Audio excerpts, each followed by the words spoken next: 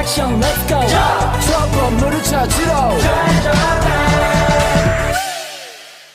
Assalamualaikum warahmatullahi wabarakatuh. Perkenalkan, nama saya Didi Septiani dengan NIM 23011112008. Dan saya Dela Sari dengan NIM 23011112011. Di sini kami akan menjelaskan tentang faktor-faktor pendidikan Islam. Selamat menyaksikan.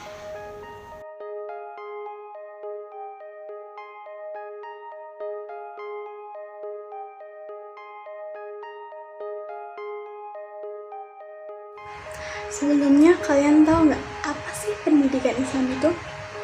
Nah, jadi pendidikan Islam itu adalah upaya pendidikan Islam atau ajaran Islam dan nilai-nilainya agar menjadi way of life atau pandangan hidup seseorang. Berikut ini ada faktor-faktor pendidikan Islam. Faktor-faktor pendidikan Islam itu ada 5. Di antaranya yaitu yang pertama, faktor tujuan, faktor pendidik, faktor anak didik, faktor alat, dan juga yang terakhir faktor lingkungan. Baik, yang pertama faktor tujuan. Apa sih tujuan pendidikan Islam itu? Tujuan pendidikan Islam adalah terbentuknya orang-orang yang berkepribadian muslim.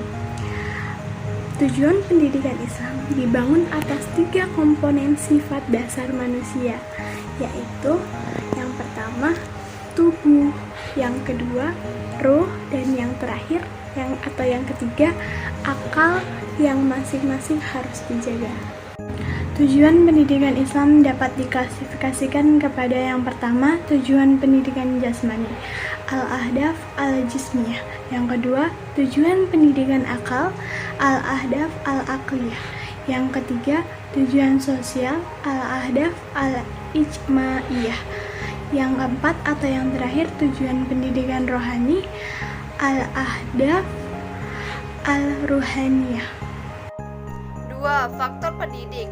Dalam pendidikan Islam, pendidik adalah orang yang bertanggung jawab terhadap perkembangan peserta didik dengan upaya mengembangkan seluruh potensi peserta didik, baik potensi efektif atau rasa, kognitif cipta, maupun psikomotorik atau karsa. Pendidik terbagi menjadi 2, yaitu pendidik kodrat. Di sini yang disebut pendidik kodrat adalah orang tua. 2. Pendidik jabatan.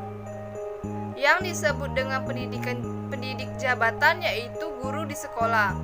3. Faktor peserta didik. Peserta didik dalam pendidikan Islam adalah individu sedang tumbuh dan berkembang, baik secara fisik, psikologi, sosial, dan religius dalam mengaruhi kehidupan di dunia dan di akhirat kelak. Definisi tersebut memiliki arti bahwa peserta didik merupakan individu yang belum dewasa, yang karenanya memerlukan orang lain untuk menjadikan dirinya dewasa. Dalam istilah tasawuf, peserta didik seringkali disebut dengan murid atau tholib. Secara etimologi, murid berarti orang yang menghendaki. Sedang menurut terminologi, murid adalah pencari hakikat di bawah bimbingan dan arahan seorang pembimbing spiritual. 4. Faktor alat atau media pendidikan. Adapun yang dimaksud dengan alat pendidikan ialah segala sesuatu yang dipergunakan dalam usaha untuk mencapai tujuan dari pendidikan, baik berupa benda maupun bukan benda.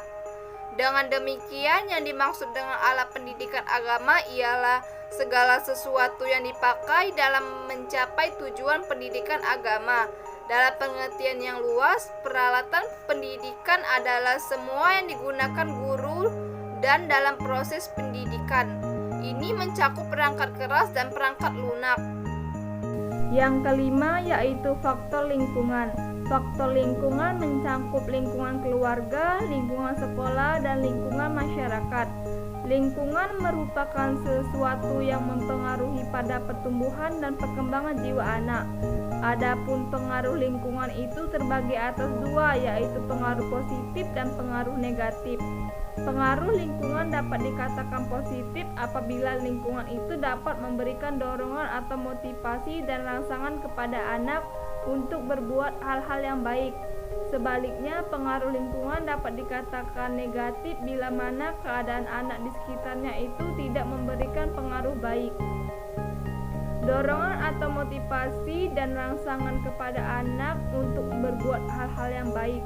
Karena itu, berhasil atau tidaknya pendidikan agama di sekolah juga ditentukan oleh keadaan lingkungan daripada anak didik.